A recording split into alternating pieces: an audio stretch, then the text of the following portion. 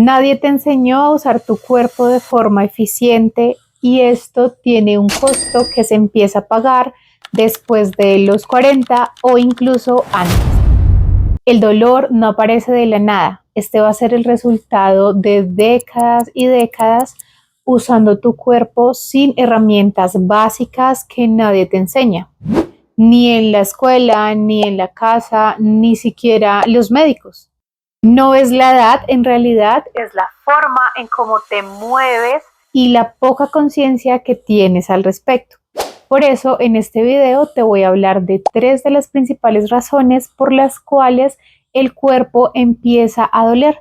También te voy a dar algunas soluciones. Antes de empezar, yo quiero que tú me cuentes en los comentarios si a ti también te pasó que el deterioro o el dolor llegó de golpe. Un día amaneciste y me empezó a doler todo. O si por el contrario, el cuerpo te empezó a dar señales poco a poco, pero tú hiciste caso omiso. Todo esto tiene una explicación y la vamos a ver. Bueno, entonces yo quiero saber si esta escena te suena familiar.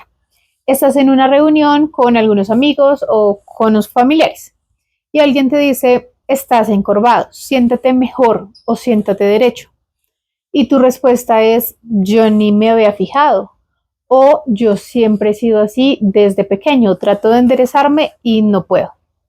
Eso no es descuido, es falta de conciencia corporal. Te explico. El cuerpo tiene un sistema de sensores distribuidos en los músculos, los tendones y las articulaciones que se llaman propioceptores. Estos sensores le van a mandar información al cerebro todo el tiempo de cómo te posicionas tú a lo largo del día. Qué tan tensionado tienes, por ejemplo, en este momento los músculos del cuello o cuánto esfuerzo necesita hacer una parte del cuerpo cuando ejecutas una actividad específica. Entonces, con esa información, el cerebro va a generar algo que se llama esquema corporal. Es una representación interna de cómo estás organizado en el espacio. Lo que te va a permitir saber dónde tienes la mano sin mirarla o mantener el equilibrio sin pensar en cómo no caer. Esa conciencia corporal la vas a desarrollar en los primeros años de vida, cuando estás aprendiendo a moverte, a caminar, a saltar. Y por eso hay personas que tienen más facilidad para el movimiento y otras que no tanto. No es talento en realidad, sino lo que el sistema nervioso, el cerebro, aprendió en esa primera etapa. Sin embargo, es importante que tú sepas que este sistema no es fijo, se va a modificar a cualquier edad. Por eso es súper importante que tú a través de la repetición y a través del movimiento estimules estos receptores y le enseñes diferentes formas de moverse al cerebro. No solamente la misma posición que siempre tienes sentado frente al computador o bueno, dependiendo de la actividad que tú hagas. Entonces, cuando tú pasas años haciendo los mismos movimientos de forma automática, sin prestarle atención al cuerpo, sin ser consciente, pues realmente de cómo estás posicionado en tus actividades diarias, el cerebro va a hacer algo pues muy lógico en realidad. Él va a dejar de procesar una información a detalle porque como no cambia, el movimiento sigue siendo el mismo, es muy repetitivo y no va a representar ninguna novedad para él, pues el sistema nervioso se pone en piloto automático para ahorrar energía. Esa es una de las leyes que tiene el cuerpo. Siempre va a buscar ahorrar energía. Entonces el resultado aquí es que tú vas a poder llevar horas con un hombro elevado, con tu mandíbula apretada, el bruxismo, o con tu espalda de lado, por ejemplo, pero no vas a enterarte de esto hasta que empiece a doler. Entonces, lo que pasa aquí es que se pierde esa capacidad de detectar compensaciones. De hecho, hay investigaciones que demuestran que las personas con dolor musculoesquelético crónico tienen alteraciones en la representación interna del cuerpo, ese esquema corporal. Entonces no es solo el dolor, sino que el cerebro ha perdido la imagen precisa de esos segmentos y eso afecta la forma en cómo tú te mueves, cómo el cuerpo se protege, qué tanta resistencia tiene el cuerpo frente a algunas actividades. Bueno, tú puedes decir como, bueno, pero yo tengo 40 años, o sea, eso lo puedo cambiar. Lo que decimos, por ejemplo, loro viejo no aprende a hablar. Y mi respuesta es, eso sí puede cambiar. El loro viejo sí aprende a hablar y lo hace porque el cerebro tiene algo que se llama plasticidad, que es la capacidad de reorganizarse y de aprender. No importa la edad. Por supuesto, eso no va a ser al ritmo de un niño, va a ser al ritmo de un adulto, pero sí puede aprender con repetición y con constancia. Aquí la repetición consciente, ¿no? No se vale que tú sigas repitiendo el mismo movimiento o el mismo patrón que de por sí está haciendo que el cuerpo te duela, pues porque no hacemos nada. Cuando tú empiezas a prestar atención en la forma en cómo te estás sentando, cómo respiras, cómo pones los pies al caminar y lo repites y repites y repites, el cerebro empieza a actualizar ese mapa interno que tiene. Y cuando esos estímulos mejoran, pues el movimiento también va a mejorar.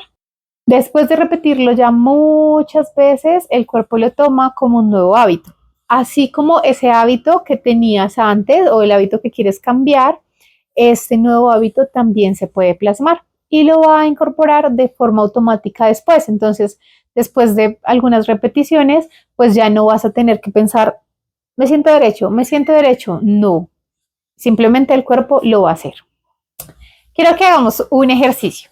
Vas a cerrar tus ojos y vas a subir tu brazo a lo que tú crees o sientas que sean 90 grados.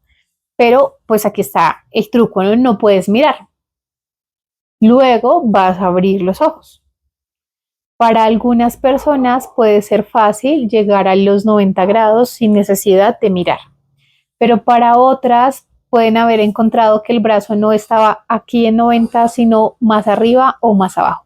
Si para ti no lo fue, quiero que me lo dejes aquí en los comentarios. Bueno, entonces ya hablamos de la primera razón, que es la falta de conciencia corporal. Entonces nos vamos a ir a la segunda. ¿Cómo posicionas tu cuerpo a lo largo del día? Entonces, bueno, yo aquí he escuchado un montón de cosas, ¿no? Yo leo artículos o veo temas en internet. Entonces las personas dicen, no es la postura, no es la posición, no es cómo te posiciones a lo largo del día. Entonces le vamos a poner cierta lógica a esto. Si tú ves a una persona construyendo un edificio y sus bases están torcidas, ¿tú cómo crees que va a quedar ese edificio? ¿Recto? Yo creo que no, ¿cierto? Tú dices, le está quedando torcido y de ahí para arriba todo torcido. Pues así nos pasa a nosotros. Si nosotros construimos nuestra base, nuestro esqueleto, que son los huesos, y los ponemos mal durante todo el día por 40 años, pues ¿cómo va a estar el resto de nuestro cuerpo que va a ser el edificio? Pues va a estar torcido. Entonces, de pequeños nosotros escuchamos mucho, párate derecho, no te corves, y a pesar de intentarlo y te dura 2 minutos, pero después dices como, bueno, pues yo soy así. Resulta que el problema aquí es que no nos explican que la estructura hay que utilizarla bien. Pararse derecho no es tensar el cuerpo y aguantar. Necesitamos organizar como las piezas del Lego para que el cuerpo solito se sostenga con baja energía, porque como te dije antes, el cuerpo tiene una ley de no gastar energía de más. Entonces, es mecánica, no es fuerza de voluntad y te lo voy a explicar ahora. Para entender la postura hay que empezar por la pelvis y la cadera. Esas son básicamente la base. Son la base de la columna porque de ahí para arriba nacen todos los huesitos que la componen. ¿Listo? Y toda esta zona es súper importante porque nosotros allí tenemos músculos muy grandes, por ejemplo el glúteo mayor, o sea, ellos son muy extensos, bastante área cubren. Entonces ellos son los que se van a encargar de darle estabilidad a la pelvis y pues de ahí para arriba, como ya te dije. Cuando la pelvis está en una posición que nosotros llamamos anteversión o sacar los glúteos, se va a generar una curva lumbar natural que actúa como un amortiguador. Esa curva es la base sólida sobre la que se va a apoyar la columna media y la columna alta. Sin esa base, la columna pues no va a tener un soporte donde apoyarse. Y los músculos del tronco van a tener que trabajar el doble para poder mantener todo lo más recto posible. ¿Qué pasa cuando los músculos trabajan sin parar? Pues se tensan, se fatigan, empiezan a doler porque va a haber un punto en los que no aguantan más. Un paréntesis, muchos de los dolores de la columna dorsal viene también de esta falta de base y de estabilidad de aquí para abajo. No es el tema de hoy, pero sí puede ser el tema de un siguiente video. Entonces, ya hablamos de la base, que es la pelvis. Seguimos con la columna lumbar, entonces nos vamos a ir más arriba. En esta parte media, las escápulas u omóplatos son como un marco donde tiene que encajar el hombro y los brazos. Hay músculos, entre ellos, por ejemplo, el serrato anterior, te lo voy a dejar aquí en una imagen, que están diseñados para mantener la escápula pegada a la caja torácica y mantener las escápulas hacia atrás y hacia abajo. Cuando esa posición se pierde, ¿qué es lo que pasa cuando los hombros van hacia adelante? ¿Te suena familiar esta postura? ¿La has visto antes? Esta parte, la cabeza del húmero, va a cambiar la forma en cómo encaja en esta cavidad de acá. Entonces, por ejemplo, los músculos del manguito rotador, que yo sé que los has escuchado mucho, trabajan en una posición diferente. Pasan de trabajar de aquí a aquí. Le supone mayor gasto energético, entre otras cosas. Entonces, esto es una posición que no tiene tanta ventaja para el hombro, para el cuello, para los trapecios, que van a comenzar a asumir cargas que no le corresponden. Por eso muchas personas con dolor de cuello o de hombros, en realidad lo que necesitan es prestarle atención a toda esta zona dorsal y escapular. También puede ser un tema de otro video, ya lo sé, pero sí me ayuda a explicarte por qué duele el cuerpo después de los 40 y aquí ya vamos viendo que no es la edad. Bueno, aquí viene algo que es muy importante y que yo realmente no lo escucho. Yo sé que tú has escuchado que tenemos que respirar bien, ¿no? Tomar y botar el aire. Pero resulta que nosotros tenemos un músculo también muy grande, aquí como una cúpula, que es el diafragma. Y es el que se encarga de la respiración. Cuando este músculo funciona bien, va a generar un aumento de presión intraabdominal que va a estabilizar esa columna desde adentro. Entonces va a evitar que ella colapse. Respirar bien implica que la caja torácica se ensanche de adelante y atrás, hacia los lados y hacia arriba. Y ese movimiento hacia arriba hace un efecto de elongación en la columna, porque las costillas, la caja torácica, llega a pegarse a la columna aquí atrás. Entonces, con cada respiración vamos a empezar a darle un poquitico de espacio entre vértebra y vértebra. Es un movimiento pequeño, micromovimiento, pero multiplicado por las muchas respiraciones que hacemos durante el día, tiene un efecto real sobre la carga que reciben los discos intervertebrales. O sea, respirar bien no es solo para los pulmones, es una de las formas más fáciles de reducir la carga en los discos intervertebrales y disminuir ese desgaste discal, algo básico que no te enseñan. Nuevamente, te pregunto, ¿es cuestión de edad o es que no usamos el cuerpo de forma correcta? Bueno, entonces para resumir, la pelvis en una posición neutra, las escápulas hacia atrás y hacia abajo y una respiración que alargue y ensanche la caja torácica. Puede que ahora no lo puedas hacer, pero yo sé que con repetición se puede lograr. Aquí vamos a hacer un ejercicio que sé que te va a ayudar bastante. Entonces, posicionamos los glúteos bien hacia atrás, sentándonos sobre los huesitos duros que tenemos o los isquiones, así se llaman. Nos sentamos bien sobre los glúteos. Desde ahí voy a encajar mis escápulas hacia atrás Y ahora voy a tratar de alargar mi columna. ¿Viste lo que acabo de hacer? Ya no estoy así como escurrida, sino que trato de alargar. Muy bien. Entonces, para la respiración vamos a colocar nuestras manos al lado de la caja torácica, sin hacer presión. Tú vas a tomar aire solamente por la nariz, la lengua la vamos a pegar al paladar. Bueno, aquí me queda un poquito complicado porque te estoy hablando, pero tú le vas a pegar al paladar y los labios van a quedar selladitos. Desde ahí voy a tomar aire por la nariz y cuando tome el aire yo quiero que se ensanche un poco la caja torácica.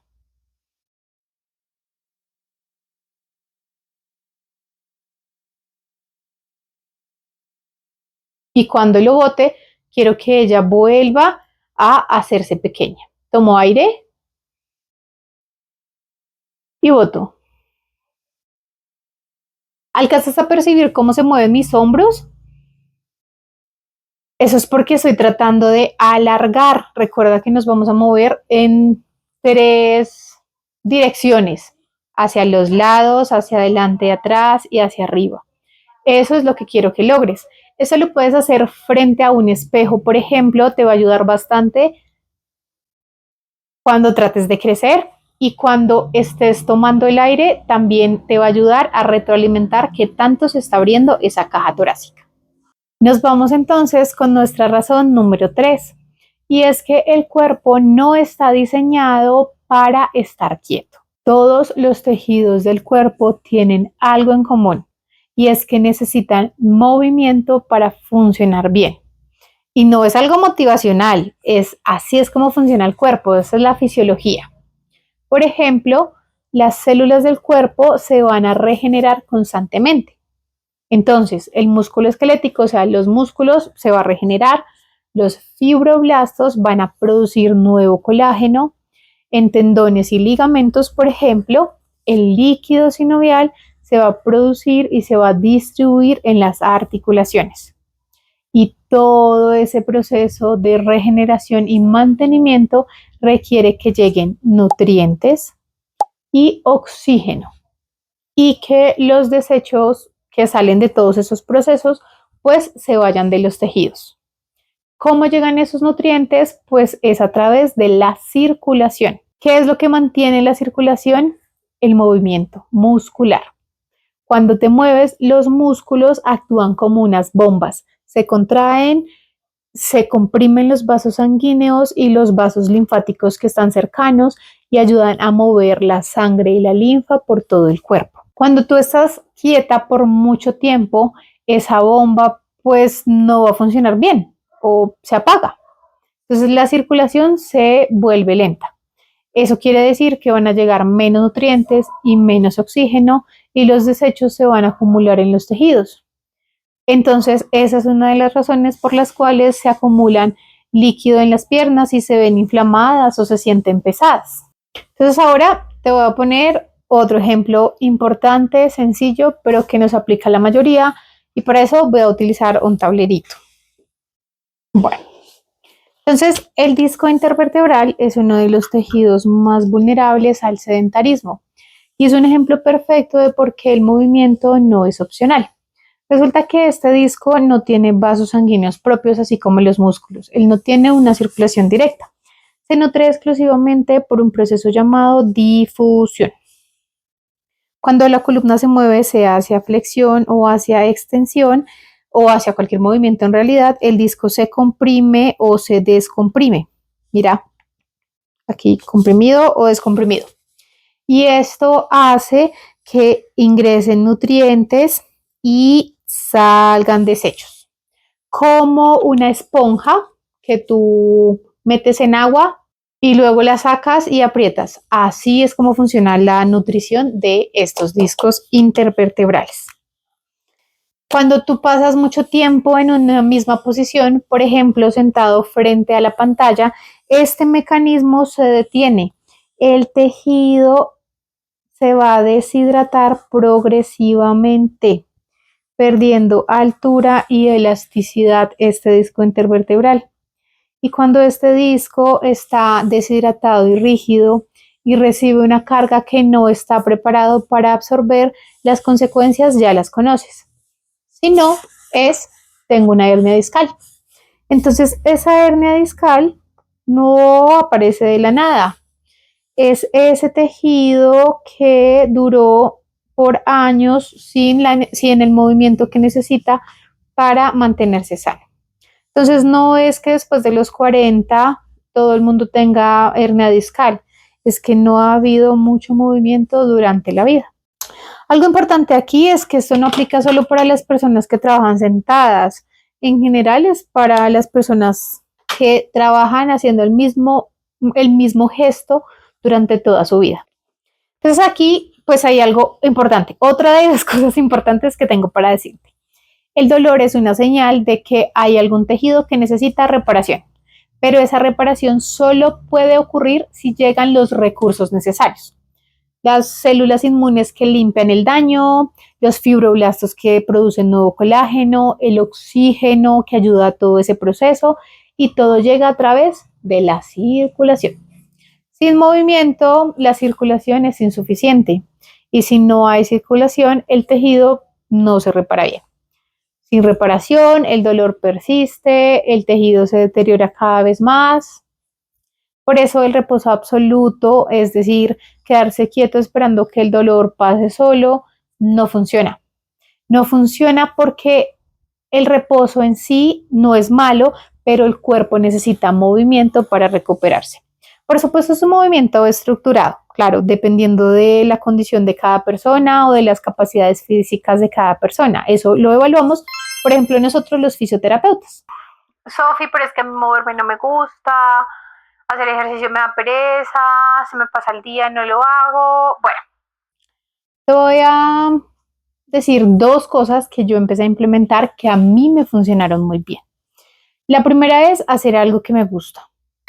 Hacer algo que disfruto hacer, que no me tome mucho tiempo, porque a mí no me gusta hacer 5 horas en el gimnasio, creo que no es necesario. Opinión personal y fisiológica también, pero bueno. No me gusta que demore mucho porque tengo más cosas que hacer. Entonces me gusta que sea cerca y que yo lo disfrute. Opciones, no solamente existe el gimnasio, existe el parque, el contacto con la naturaleza, existe el patinaje, el voleibol, el básquetbol, las clases de yoga, de pilates. Elige una que a ti más te guste. Prueba muchas cosas. La segunda y la más importante, porque es que uno empieza a sacar muchas excusas, y es la siguiente. La Organización Mundial de la Salud nos dice que tenemos que hacer mínimo 150 minutos semanales de actividad moderada. 150 minutos semanales. Lo que podría decirse que podemos hacer 30 minutos al día por 5 días de la semana, no 7, 5 nada más. Y desde ahí decimos que 16 horas, que es más o menos el tiempo que estamos despiertas, tienen 960 minutos. Y te estoy sugiriendo hacer 30 minutos de ejercicio diario. 30 de 960, eso es menos del 4%. Porque es que esto no es para ser un deportista de alto rendimiento, no es para competir, eso es para que los tejidos tengan el movimiento mínimo para nutrirse, regenerarse y no deteriorarse. Piénsalo bien. Para resumirte lo que vimos hoy, entonces son 3 razones por las cuales el cuerpo empieza a doler después de los 40 y no tiene nada que ver con la edad. La primera es la pérdida de conciencia corporal, que hace que las compensaciones y el desgaste pasen en silencio durante años hasta que el tejido ya no puede aguantarlo más y te empieza a hablar. La segunda es que la postura no es un problema de disciplina, es el resultado de años y años sin usar correctamente la estructura del cuerpo. Pelvis, escápula y respiración son la base. Por último, el sedentarismo no es solo no ir al gimnasio, es no darle al cuerpo el movimiento que necesita para nutrirse, repararse y funcionar bien. Estos son 3 factores más importantes, pero hay otros que también contribuyen, como por ejemplo la respiración, que es un tema muy amplio, la forma en cómo caminas, que es algo que haces gran parte del día, o lo que le pasa al músculo después de los 35 años. Voy a estar cubriendo esos temas en otros videos. Si no quieres perderte ninguno, activa las notificaciones de mi canal y si este video te hizo reconocer algo en tu propio cuerpo, cuéntamelo en los comentarios. Si crees que a alguien más le pueda interesar este tipo de contenido, compárteselo y ayúdale a cambiar el dolor por movimiento.